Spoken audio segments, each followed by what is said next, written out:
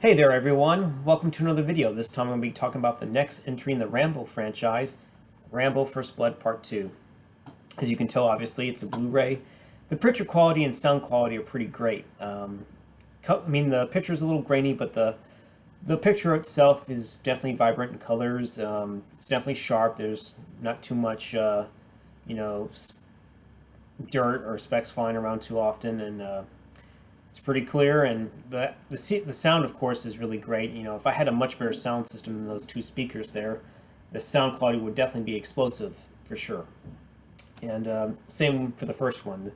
The Blu-ray was pretty good on that one, so if I forgot to comment on that. So anyways, getting back to the subject of this film, considering the film is nearly 35 years old, I enjoyed the heck out of it. It's in fact my favorite of the Rambo franchise.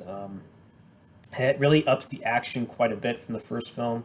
Not to take anything away from the first one, but this one really, this is where the sequel started kind of go away from a bit of the realism, how war veterans were treated. But it does kind of add somewhat of another realistic uh,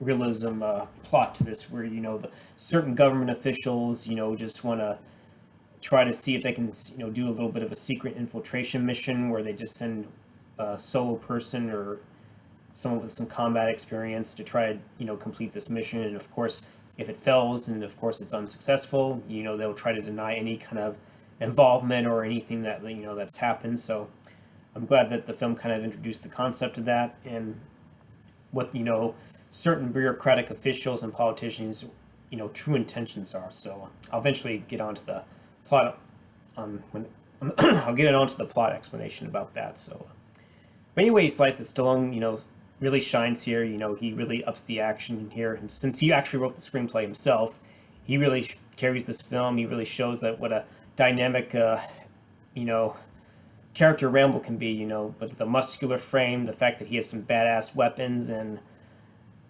just even with just a simple hunting knife or survival knife, he can definitely use that to an extent where he can still impose his will with any kind of weapon, just to show how much of a lethal badass Rambo really is. So yeah, but I'll get to the cast and crew. Of course, like I said before, Stallone reprises his role as John Rambo. Same with Richard Crenna. He reprises his role as Colonel Sam Trautman. And of course, Buzz Fetishan's is still producing this film. However, we have a different director, George P. Cosmatos, comes in and directs this film. And from what I understood, Cosmatos did a film previously called Of Unknown Origin. Of course, I should have known this. He directed Stallone in the next film that he would do, not the very next film, but the film that come out a year later in '86, May of '86, is Cobra. He directed that film. And of course, I reviewed the other film, Leviathan, so here I am doing another film of Cosmatos, so there you go. And of course, like I said before, Stallone wrote the screenplay. Supposedly James Cameron also wrote the screenplay too. However, Cameron's script was a bit different from Stallone's version. And apparently Stallone, once again, just like he did for the first film, he rewrote the screenplay to basically fit what he wanted to do for the shooting script, which is what this film would become. Excuse me. And then, of course, the story... Excuse me again. So forgive me, folks. I just had supper, and it was very tasty, so you have to excuse me on that. Anywho, the story was done by a guy by the name of Kevin Jar, or Yar, I don't know if that's how you pronounce his name. The only reason why I even recognize that name because he was going to be a director for Tombstone, but apparently either he was fired or he quit the film. I don't remember, but that's for a different, review for that film at some point. But in addition to Stallone and Crenna, reprising their roles, you have several new cast members. You have Charles Napier as Major Marshal Roger T. Murdoch. He's the bureaucratic official that's overseeing the mission and somewhat of a villain to some degree. Then you have Stephen Berkoff as Lieutenant Colonel Sergei T. Podovsky. He's actually really the main villain, of course, later on in the film, because you find out there is some Russian influence in the Vietnam soldiers and whatnot. And then, of course, you have Julia Nicholson. She basically plays the Agent Ko Bao, who's basically, Rambo's contact in Vietnam, who's basically helping him out. And you have Martin Kove as Michael Reed Erickson, who's basically this helicopter pilot that that eventually flies Rambo into the extraction point, and he's probably best known for playing John Kreese in the Karate Kid films. Then you have George Chun as Lieutenant Tay, one of the Vietnamese soldiers that actually who's kind of like a minor villain to some degree as well. You also have Andy Wood as Banks, the one of the captured POWs that Rambo first encounters that he rescues. And then you also have Voyo Gorek. He's the Sergeant Yushin. He's the much bigger, muscular henchman of I wouldn't say henchman, but as right hand man of Berkoff's character. And then, of course, you have Jerry Goldsmith returning to compose the music, and Jerry once again delivers a awesome, very emotional score that really gets you all in the feels, you name it. So, and you also have cinematography done by Jack Cardiff. And the film was edited by Mark Goldblatt and Mark Helfreich. And Mark Goldblatt's really a known name because he's edited a lot of action films, anything from Terminator. I believe he did Top Gun and so many other action films I can't think of off the top of my head. So the film was distributed by TriStar Pictures. Apparently they picked up on the distribution rights this time. I think they did so for the third film too. So the film came out May 22nd of 85. Budget was 25 and a half million, nearly 26 million if you round it off. And worldwide the film was a big success for Stallone. They made 300 million over worldwide, 150 million, a little over that domestically, and almost another 150 million internationally. So 85 was pretty much a good year for Stallone because he had this film, and then he would have Rocky V, which is another big hit, I believe. I don't know if it made 300 million worldwide, but it was another 100 plus million domestic box office hit for Stallone as well. So 1985 was definitely the year for Stallone. So there's no question about it. Anywho, getting to the plot, we have basically it takes place supposedly like 3 years after the events in Hope, Washington. Former USA or U.S. Army. John Rambo is at this he's at this kind of like prison, not necessarily prison camp, but some kind of he's working on the rocks and trying to chip away some of the rough parts of the granite and rocks and whatnot, or limestone. Like in the very opening scene, you see something explode, and they're just trying to, they're basically trying to do something, which I don't know what they're doing. If they're trying to build something or just cut away a canal or something, I don't know. It's not important. But anyways, he's visited by his former commander and friend Trautman, who basically has brought in some news that apparently the public has been increasingly concerned about. Small group of U.S. POWs have been left in enemy custody in Vietnam, and to basically to smooth over the demands for action and to try to smooth things over or try to attempt to rescue. There's like this authorized solo infiltration to confirm the reports if there's any POWs, and apparently Rambo's name was dug up and this was one of the names dug up for a person to successfully complete this mission. And if successful, he will get a presidential pardon.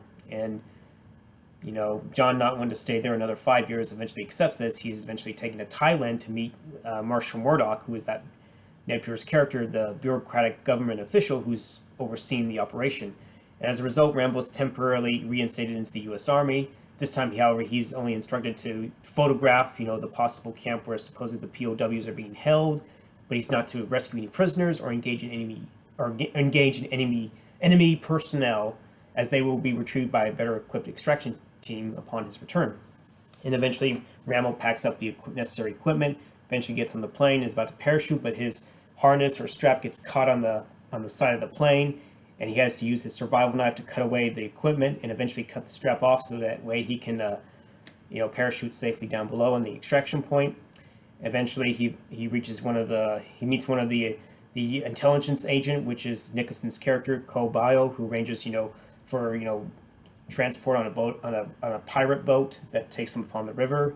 And when they eventually reach the camp, the prisoners, Banks, he spots him. He's being tied to this cross-shaped post, being left there to suffer from exposure. And despite all that, Rambo rescues him against his orders. and before they fully escape, he discovers that there's more POWs being held. But before he can do anything about that, the Vietnamese troops realize that their prisoner is gone. They try to chase him down. Rambo's able to take out some of them. They're attacked. They eventually get on the pirate boat, but unfortunately, they've been sold out. They've been betrayed by them, and they attempt to kill Rambo, but luckily Rambo is able to kill almost all the pilots, and Coe kills one of them. And eventually they escape off the boat whenever the boat's being blown up by the RPG. And eventually Coe, the POW, which is Banks, and Rambo, they both go their separate ways. And Rambo radios in the fact that he's rescued one of those POWs. And of course, while this is happening, both Trautman and Erickson try to fly down there to meet up at the extraction point. But when they receive news that Rambo has rescued one of their own, apparently Murdoch is infuriated, and whenever they actually finally reach him, both Erickson and Trautman, who are in the helicopter, they are told to abort the mission, saying that Rambo has pretty much violated his orders. Trautman tries to attempt to convince them otherwise, but he's held by gunpoint by one of the other soldiers, and the helicopter turns back, leaving them both there. And they were being chased by the Vietnamese soldiers and eventually captured by them. However, Coe didn't fully leave and actually is observing what's going on. And then meanwhile, we got to the scene where Trautman confronts Murdoch, and Murdoch actually reveals that they actually never intended to save any of the POWs, just to avoid a problem with the Congress. It would save them money.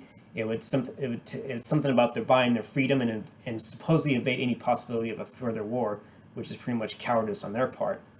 So yeah, that's one of the harsh things about politics and CIA and cover-ups and stuff like that. So yeah, and eventually Rambo is being tortured, and then eventually he learns that apparently Soviet troops being commanded by this Colonel Podolsky. They're being trained by the Russian army. The Soviets are basically infiltrating the Vietnam country, just to show how basically how Russia back in the day, during the Cold War and whatnot. He's being tortured, like you see him. He's in this this really dirty river that's all muddy, and apparently he has leeches being covered on him. Now that he's not completely covered, but there's quite a bit of leeches on him. Eventually he's cleaned up, and Podolsky eventually wants Rambo to. He eventually learns of Rambo's mission, and he demands that Rambo broadcast a message warning to warn against any further rescue missions for POWs under fatal cost. And meanwhile, this is going on, Coe has infiltrated the camp, disguised as a prostitute, to help aid Rambo, who's being held captive. And Rambo's kind of being tortured even further when he's being lined up, being electrocuted and whatnot. And eventually, he refuses to cooperate. But then they bring in that prisoner Banks, who they take Rambo's survival knife and they have it against some kind of. They basically have it next to some kind of burning rock where they were going to try to stick one of the prisoners with this knife and poke him in the eye with it, but eventually Rambo gives in and attempts to read one of the scripted comments. But before he does, he realizes that Coe is down below, and right before he is supposed to say what he's supposed to say, instead he threatens Murdoch and then attacks and is able to subdue the Soviets with Coe's help, and they escaped into the jungle. And both eventually the next morning, Rambo and Coe have a nice little tender moment, which is probably, I guess, the only romantic moment Rambo has. Unfortunately, one of the small Vietnamese force attacks the pair. That Lieutenant Tay guy, which is George Chun's character, is the one that kills Coe, and eventually this enrages Rambo because he was supposedly going to take her to the United States, and maybe he kind of found an equal in his own right. And eventually he buries her, and he actually wears the necklace that she wore earlier. And eventually he starts to use all of his weapons and guerrilla training that he had when he was in service. he's able to systematically dispatch the numerous Soviet and Vietnamese soldiers going after him. He even gets back at Lieutenant Tay's character by shooting, believe it or not, an explosive arrow into him, and he blows up. Yeah, it's maybe somewhat of a 80s moment, but it was fucking cool. Anyway, Rambo eventually is able to survive this barrel bomb being dropped, and he eventually climbs aboard Yuslin's helicopter, eventually throws off Yushin, and the pilot jumps out, and he's able to take control. He eventually lays waste with all the weaponry on the helicopter, killing all sorts of soldiers, blowing up any sort of bases that are around it, and kills all the remaining enemy forces before extracting all the POWs, including Banks himself. And eventually they fly off, but apparently Podolsky's is actually in the same arrives at the same time, notices the area is actually destroyed, and eventually he's soon pursuing Rambo, and they engage in a bit of a helicopter gunship fight. And apparently whenever Podolsky shoots one of his main weapons and thinks that he's killed him, and Rambo attempts to fake a crash, like he even pretends to fall asleep, he actually, right before Podolsky shoots, he's able to wake up and use a rocket launcher to shoot at the helicopter when they're both on the ground.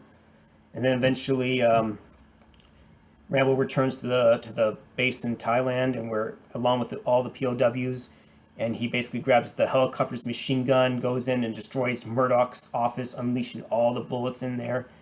And then he confronts Murdoch himself and terrifies the man with his own survival knife, demanding that Murdoch, rescue the remaining POWs before he finds him. And now that since Rambo was able to return home and complete the mission, he's been now officially pardoned, and Trautman tries his best to convince him to, come back with him, and Rambo feels like there's really nothing to come back to, and he says this one, when he's like, damn it, I know it's been rough, but don't hate your country for it, and he's like, hate it. I would die for it. He basically would say, like, in this one line, he's like, I want what they want.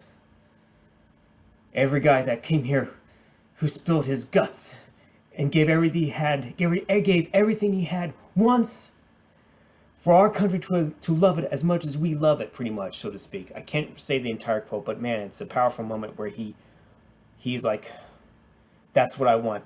Our country, we want to love our country as much as we want our country to love us, pretty much.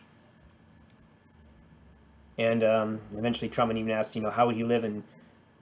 And Rambo says day by day. And then, of course, the film credits roll as Rambo walks off in the distance, and that's how it ends.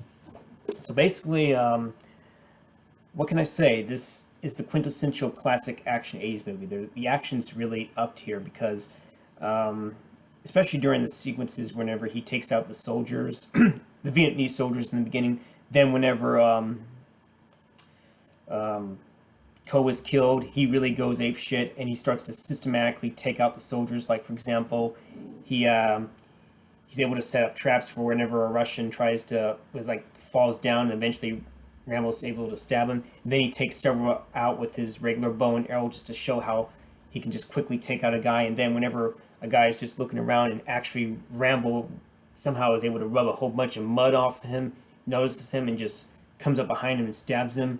And then he's able to take out one soldier when he was underwater. And then not only that, you also have these explosive arrows where he actually takes down one of the Vietnamese vehicles and their basic army vehicles as well. It's very well done. It's a cool action-packed moment. And then, of course, he eventually gets his revenge on that Lieutenant Tay character, which is George Chung's character, where he has one more explosive arrow, and he just shoots it at him, even though Tay is supposedly shooting at him, but he's not hitting him. But he's able to kill him, and it's maybe, unrealistic, but it's a fun way for him to die. But anyway you slice it, it's not just the action that's really amped up. You really see that Rambo is determined to complete the mission, even though he's supposedly asked to do this one thing, just take pictures and get out. He sees that one of his own kind is in trouble. He refuses that order and decides to go against it, and he wants to actually help him. And it's very interesting how Rambo was portrayed here, because, he may follow orders, but it doesn't mean he's going to follow through. He feels like, these people deserve have been held captive for years. Like, for example, the Banks guy thought it was maybe like 1975, where in fact probably 10 years have passed. So you can't help but feel sorry for that guy. And that's when, Rambo realizes he has to get everyone else out of there, but he can't because he's basically kind of limited on his weapons at the time. But eventually, when the Murdoch decides to be a dickhead and just leave him there because he refused to follow the orders, that's when you see Rambo for what he is. He really goes ape shit, especially when Coe is killed, because basically he lost his equal. And then you see how destructive Rambo is. Like I said before, he's able to take out the Vietnamese soldiers. He even hijacks the helicopter, uses the weapons to pretty much waste most of the soldiers and the certain base parts of the camp.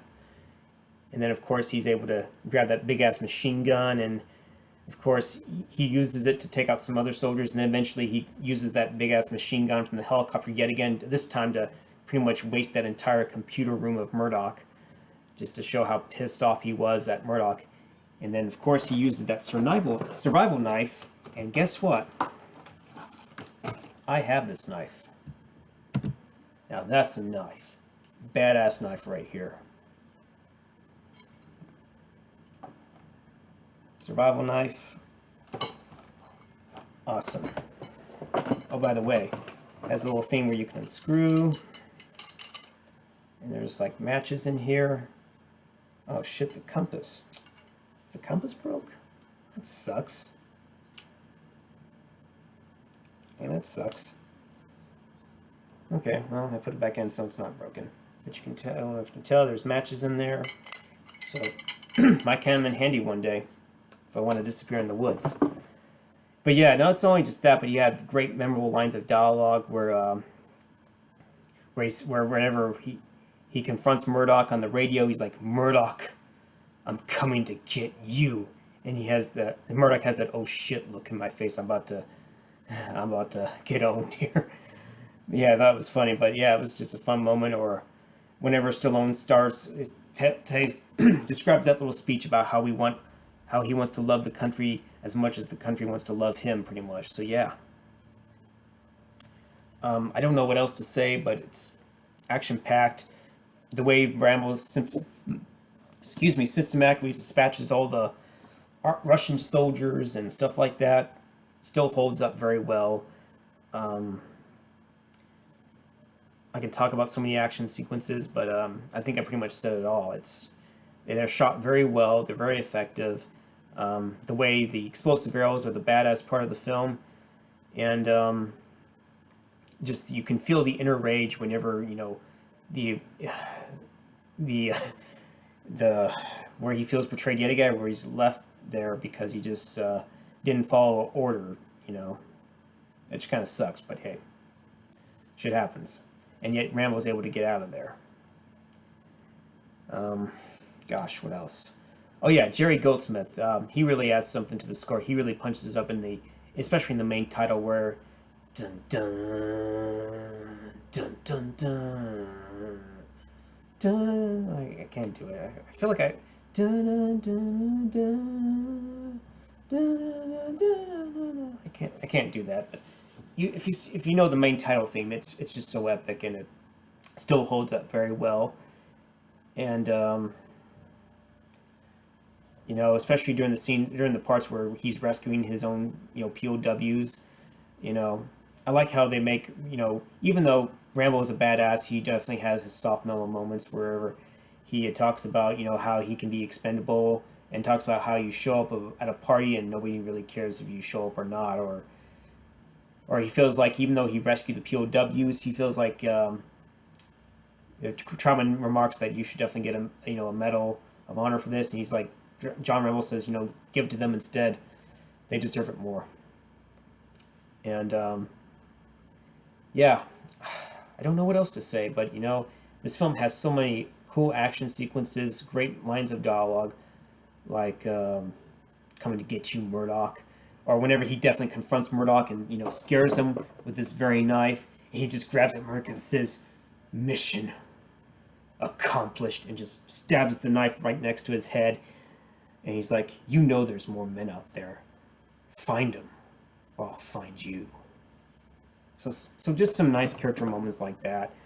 Or whenever, he even has a somber moment whenever, or a very tragic moment whenever he was, really getting to establish something with Ko, and she's taken away from him. And he's like, you're all right, you're all right. And he's really upset that he loses pretty much his only equal, and it's very effective, and that's when he really unwinds and starts, killing all those people, and just to show how much of a lethal and deadly soldier he is, just coming out of behind people, just taking them out one by one without any kind of relentlessness, just like that. That's how much of a lethal badass, Rambo really was in this film. So I don't know what else I can say that it hasn't been said. All the actors do a fine job. Stallone really shines in his role. He really brings something to it. He shows that while he can be, very vicious and stealthy and very, have that killer attitude, he still has, his softer moments. Whenever he has the time to shine, whenever he has the time to shine in them, it shows how much of an actor he's really grown. And Colonel Trautman, I think looking back, I felt like Colonel Trautman could have done a little bit more in this one. It's kind of similar to how he was in the first film. Like, he isn't able to do anything. Like, even when he confronts Murdoch about, leaving Rambo there, he's not able to do anything. He's basically, under arrest no matter what. But when, of course, Rambo returns with the POWs, Murdoch being the fucking coward he is, he leaves, and he eventually, I guess, he regains control of the whole command post, and he's like, you heard him! Whenever Rambo's returning with the POWs, just to show that he has some, great loyalty to Rambo, and the fact that he's taught him well. So yeah, looking back, I kind of wish Trautman did a little more. He does do a bit more in the third film, which I will review eventually. But yeah, Goldsmith's music is really effective. It still hits all the emotional feels. He really delivers on the, like I said before, the main title, and of course the tense moments, and of course the moments where Rambo loses Ko and he has to bury her in the mud and whatnot, and then towards the end, whenever he's talking with Trautman and how he'll live and stuff like that, day by day and stuff like that. So overall, I still enjoyed the heck out of this film. It's definitely great entertainment. It's not going to win any Oscars, but I really enjoy the heck out of it. The action's, it's all amped up. It really holds up very well, and sadly, you won't see another film like this ever again. It's still, it's sad to say, but Rambo First Blood Part 2 is definitely my favorite. If you haven't seen the sequel, like the Rookie Critic, I think he did the first one, but this one, give it a watch, Rookie. You'll definitely like this film. So, well, I don't know if you'll like it, but you'll find great entertainment in this film. So yeah, oh yeah, I forgot to mention, Cameron's script was a little different. Like, it was going to have a tech-savvy guy instead, and apparently John Travolta was going to be in it. But thankfully, Stallone vetoed that idea and changed it up a bit.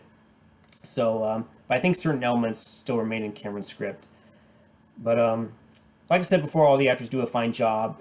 Berkoff was a good villain, and Napier was actually pretty decent as the kind of slimy, bureaucratic worm, coward, you name it, Murdoch. And Martin Cove, for what he was in, he did okay. He didn't have much to do looking back, but he was effective in his role. And the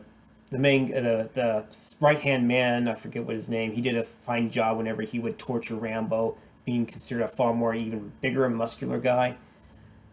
And yeah, the action, characters, you name it, it fit like a glove, and it still holds up very well, and it's awesome. So there you go. All right, I'll definitely do my review. Oh, sorry about that. The knife fell down. But anyways, I will definitely watch the third Rambo film. I think I might do a review of that tonight, and I might watch the fourth one. Probably won't do a review on that till tomorrow. But anyways, hopefully you liked this video. Hopefully you thought this was a good review, and stay tuned for more. Give this video a like and thumbs up or whatever, and I'll definitely bring you more reviews in the future. So anyways, I'll see you later, guys. Later.